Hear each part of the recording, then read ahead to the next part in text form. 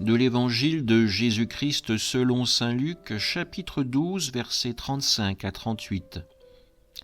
En ce temps-là, Jésus disait à ses disciples : « Restez en tenue de service, votre ceinture autour des reins et vos lampes allumées. Soyez comme des gens qui attendent leur maître à son retour des noces pour lui ouvrir dès qu'il arrivera et frappera à la porte. Heureux ces serviteurs-là que le maître à son arrivée trouvera en train de veiller.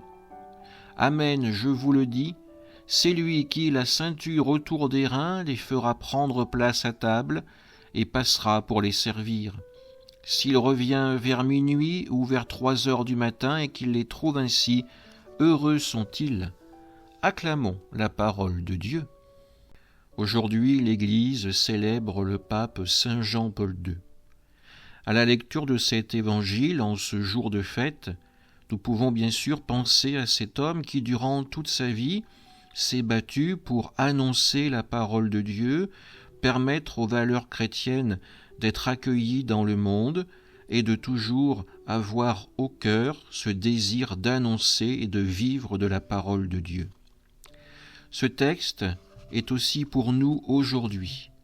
Comme saint Jean-Paul II, nous savons cet appel du Seigneur à nous faire serviteurs, à être en tenue de service, la tenue du baptême, la ceinture autour des reins et nos lampes allumées.